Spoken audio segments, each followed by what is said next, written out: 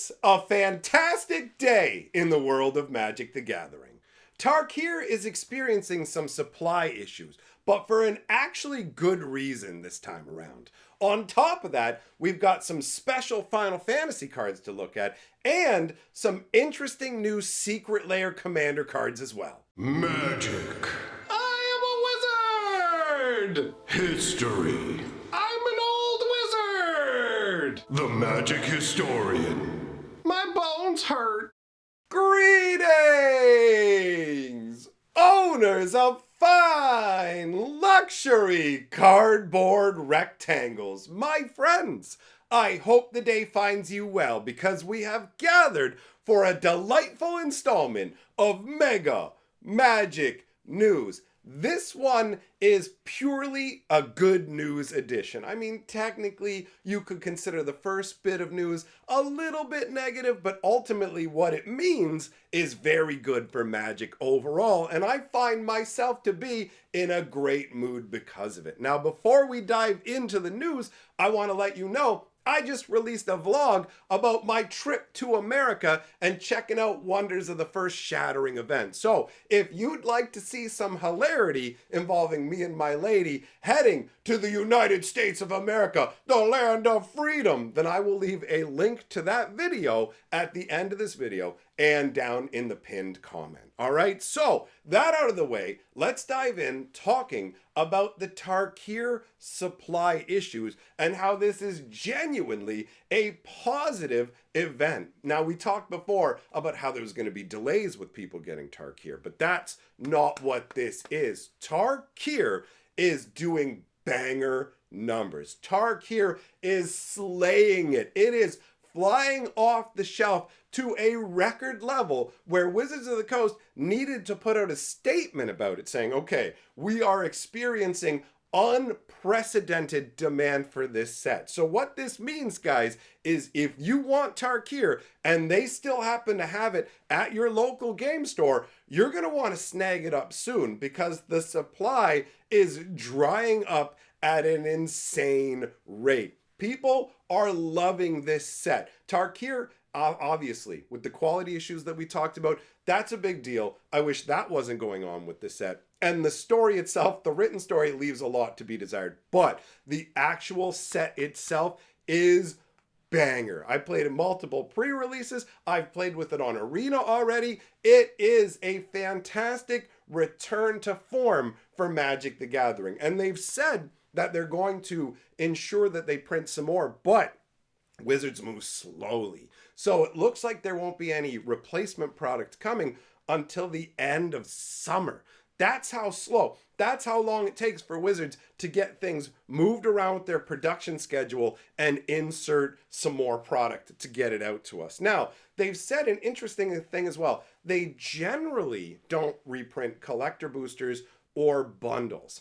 Generally. Now, before, I thought the understanding was they would never print any more collector boosters. So I don't know if that means Tarkir's going to get more or the bundles, but I think that's just saying don't hold your breath, but you can expect play booster boxes to be coming at the end of summer. So months down the road. Now, this is fantastic news for Magic the Gathering from the perspective of people who've been playing a long time and love what Magic used to be. We saw big problems with Markov Manor being an absolute flop because it was everybody's wearing detective hats, and guess what? It damaged the relationship between stores and distributors, between distributors and Wizards. When it came to Thunder Junction, Wizards had to play different games to maneuver the numbers to make it seem like things were better than they were by early releasing it. So you flash forward to this year, you've got similar problems with Aether Drift basically being Markov Manor 2 Electric Sadaloo, vroom vroom beep beep right into the car graveyard.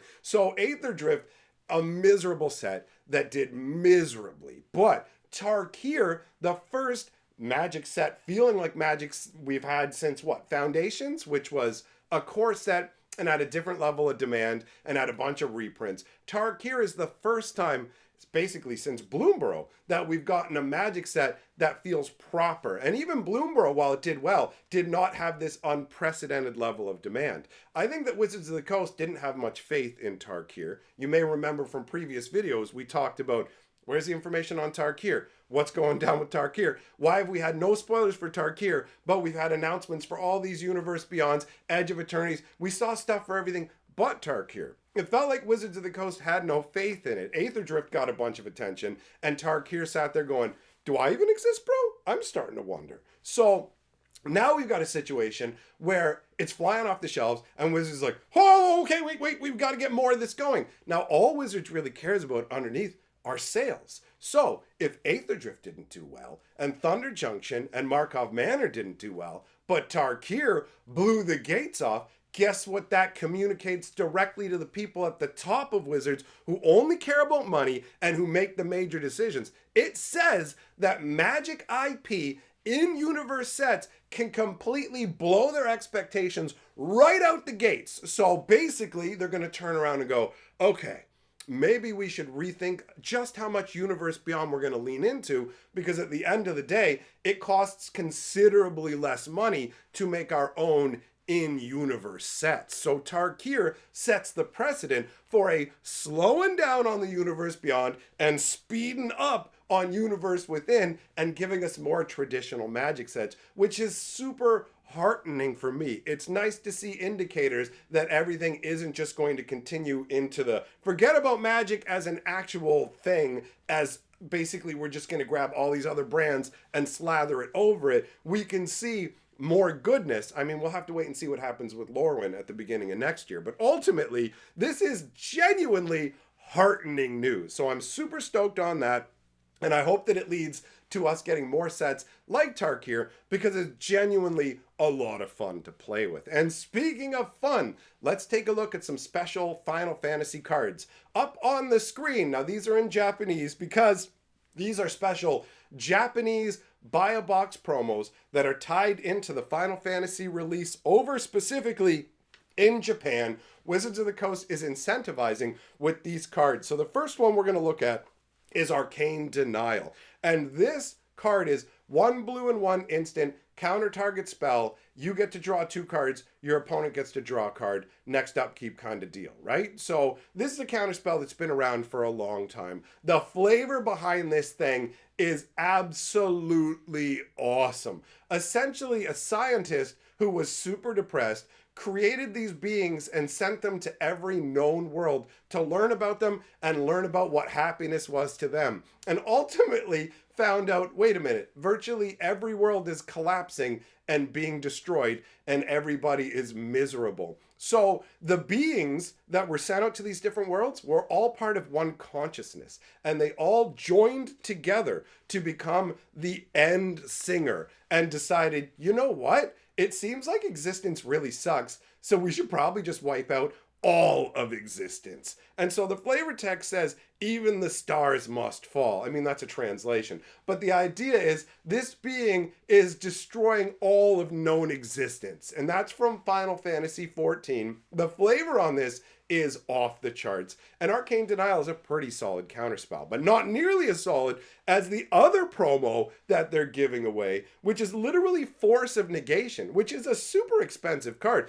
You could end up paying anywhere between 30 or 50 bucks to get a copy of this card, depending on which copy you're getting. So this one is from Final Fantasy VIII. This is a Dia that's represented here. And Force of Negation, if you don't know what it does, it's 2 blue and 1 instant. You get to counter target non-creature spell and remove it from the game. You get to play it for free if it's another player's turn and you remove a blue card from your hand. So it's essentially Force of Will light, and that makes it very, very strong. So the artwork shows Adia literally foiling an assassination attempt on her while she's giving this speech. And I absolutely love the artwork. I very much enjoy magic being deflected and countered and things like this. The Arcane Denial didn't really look as much like a counterspell. This absolutely looks like a counterspell. And the Imperious Gesture, just the one hand raised, the force bubble that is basically ballooning out around her that is stopping the magic from hitting her, has some sweet flavor to it. I am a big fan. Now that we've looked at those cards, I've got some more stuff to show you. So let's take a look at the the upcoming Everyone's Invited Secret Lair Commander deck. There was a handful of reveals for it. They're a bit wonky, so buckle up. Let's look at some craziness. We're starting out our Everyone's Invited Commander deck Secret Lair Insanity with Tendershoot Dryad, a card that I am a big fan of. I have one in my cube. 1 green and 4 for a 2/2 Dryad with Ascend. If you're not familiar with Ascend, it's an ability that we first got back in the original Ixalan block, and it works like this. If you have 10 permanents out, you gain the city's blessing. You keep it for the rest of the game. It's similar to a Planeswalker's emblem, but the blessing itself does nothing on its own. It just enhances cards that mention the blessing, like this one here. So the first ability is, at the beginning of each upkeep, create a 1/1 green Saproling creature token. Now, I've been a fan of Saprolings since the Fallen Empire's days, and they were a lot harder to generate back then. You had to wait 3 turns for a Thallid to build up counters, remove them, and make 1 Saproling. This card goes, have 1 on each person's turn. So in a 4-player game, it gets even more ridiculous. And I like the fact that because it generates the creatures, it actually moves you towards having the city's blessing. And once you ascend and have the city's blessing, things get bonkers because Saprolings you control get +2/+2 for as long as you have the city's blessing, and there's no way to take that away from you. So you've got it, right? And if you have multiple of these Dryads out, obviously not in Commander, well, I guess you could copy it as well, but if you have multiple of these Dryads out, those blessings stack in terms of the +2/+2/+2, so it gets really gross. It says, as flavor text, I can make new friends wherever I go. Pretty solid overall. Ultimately, the artwork is insane. You have the Tendershoot Dryad who's here in the spotlight. You have a bunch of things around the Dryad that definitely don't look like Saprolings, which make me wonder what this was originally intended to be with the artwork. Like, was this initially meant to be a Tendershoot Dryad? Is this supposed to be all the party goers around? I'm not 100% because they've only revealed a handful of cards for this Secret Lair Commander deck, so it's not clear as to 100% if everything's going to tie together artwork-wise. Moving on, we've got Avenger of Zendikar, 2 green and 5 for a 5/5 elemental. When it enters, creates a 0/1 green plant creature token for each land you control. It has landfall. Whenever a land you control enters, you may put a +1/+1 counter on each plant creature you control. So this is back from the original Zendikar days, and it is a beefcake, especially since it doesn't require you to cast it to generate all of these creatures. So if you're just going by normal land standards, hey, I've got 7 lands, I cast this guy, I make 7 0/1s, but then you lay 1 land, and now they're all 1/2s. And if you have other plant creatures, they also get a big boost going on. So ultimately, this is a very strong token generator. And you'll notice this is 2 cards in a row that are green token generators, but not everything we're going to look at falls into that category. I've always really liked Avenger of Zendikar. This is another one that's totally cube worthy. I'm not 100% what's going on in the artwork here. You've got a bunch of little donks running around in a circle like they're having a party, and they're getting sprayed with some purplish goop in a glade. Is this like some gigantic mega rave? Because I mean, when we look at some of the other stuff they have here, this is a really weird secret lair, but this is a sweet card. It says, vengeance is a brew best served chilled. So is this supposed to be like cappuccino or coffee? Look at the little guy in the front of the artwork staring at you with his glowing eyes going, what's up, buddy? I'm gonna get you. He's got a little egg-shaped head. He makes me think kind of like Humpty Dumpty. I'm not 100% clear on what's going on here because the images that we've been given aren't 100% clear. After that, we've got Sol Ring. I mean, obviously a standard in every single Commander deck. This one is way out there with the artwork, right? You have somebody who looks like they're from the 80s wearing the Sol Ring as a headband. So looks like a dryad with a bunch of gems and fruits in her hair, right? A bunch of little apples growing in her hair, and then some kind of gem studded stuff going on. It's in braids too on the side, it looks like. The flavor text says, wear starlight like a crown and dare the moon to dance with you. So this one's out there. The flavor on this secret layer is very wonky. Then we've got Bitter Blossom, which just looks awesome, honestly. 1 black and 1. Kindred enchantment. In case you didn't know, they changed tribal to kindred, so it's just a change of terminology but not a change in functionality. At the beginning of your upkeep, you lose 1 life and create a 1/1 black fairy rogue creature token with flying. This card is absolutely bonkers. I remember when it originally came out, its power level was off the charts, and I mean, yes, Magic has gotten more powerful, but this card still remains a real powerhouse. The flavor text says, invite 1 fairy and they'll bring the whole glade. I mean, when you look at the artwork, does this look like they're going to some kind of party, or does it really? I feel like the same way that they have the Chaos Vault going on and they're just kind of dumping secret layers, I feel like they took a bunch of cards they had kicking around and just went, let's staple them all into a secret layer with a very tenuous concept. And I'm imagining that most of the cards in the Commander secret layer are just going to be reprints with original artwork. So it really does remain to be seen. Wizards only dropped a handful of these to generate hype. Speaking just from the standpoint of this not connected to the overall theme, but just as an individual card, I actually really like this. You have the flower opening up, you have the fairy floating there above it, you've got the wisps of magical energy that are kind of flowing in different directions, and then on either side, you can see little spectral fairies that are forming into existence as well. So this is a flower where it just keeps generating fey creatures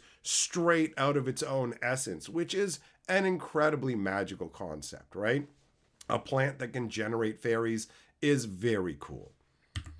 Then we've got the goofiest of the bunch, Taurian Mauler. 1 red and 2 for a 2/2 shapeshifter changeling. Whenever an opponent casts a spell, you can put a +1/+1 on this creature. The bigger they are, the harder they drop beats is the flavor text. It's just DJ's, it's such a goofy concept. He's literally holding a record up in his hand. I mean, he looks like he's having an awesome time. This definitely does feel like a party vibe card. And I will say that it does tie fairies in as well. So if you look at the Bitter Blossom we just did, and these guys as well, it does kind of tie them together. It feels like an incredibly random include, and I'm guessing it's because they originally had this artwork planned for something else and went, what can we use this Minotaur artwork as? Oh, a Taurian Mauler. It's a morphling. It's a changeling, so it can be anything. But when we've seen changelings before, they all have that bluish amorphous kind of body. The original Taurian Mauler was shown as a bull, so there is a connection there. But ultimately, this is the goofiest of all of the cards that were revealed for this secret layer. Then we've got Morophon the Boundless. 7 cost 6/6 changeling shapeshifter. When it enters, choose a creature type. Spells of the chosen type cost 1 less of every color to cast, and it reduces only the colored mana, not colorless. Other creatures you control of the chosen type get +1/+1. So it's a lord that boosts up your tribal decks. It also makes them cheap. I've seen this cheese bag used with like the Eldrazi that have colors in their casting cost to make the Eldrazi bigger and to reduce their cost. This one kind of gives me somewhat almost of a Studio Ghibli, Princess Mononoke kind of vibe. You know what I mean? I do like the fact that this one has a glade full of people. This ties into a party concept. It also kind of feels a little Dr. Seuss-y. There's a lot going on in the artwork, and I appreciate cards where you can pick out all kinds of details. You can see that Morophon is right here being the biggest, most epic thing. But yeah, it really does evoke particular vibes, and I find this one to be an inviting card. And then we've got Raise the Palisade. 1 blue and 4 sorcery. Choose a creature type. Return all creatures that aren't of the chosen type to their owner's hand. And the flavor text says, and just like that, the vibe went from keep out to cook out.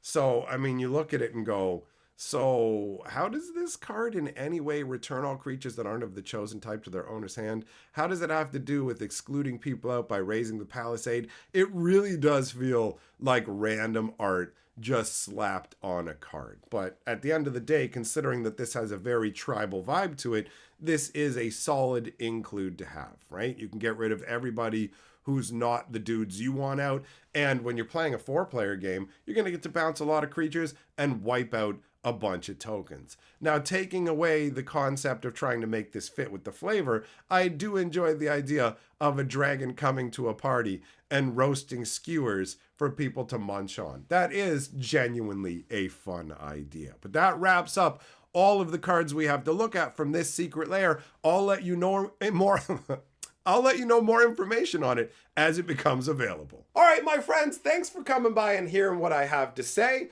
I will go ahead and leave a link to that travel vlog at the end here of the video. Like I said, I'll be doing a live stream over on my live stream channel tonight, so you're welcome to come by and hang out. A big shout out to my patrons for supporting my channel. You guys rule, and I will see you all, my friends, in the next video.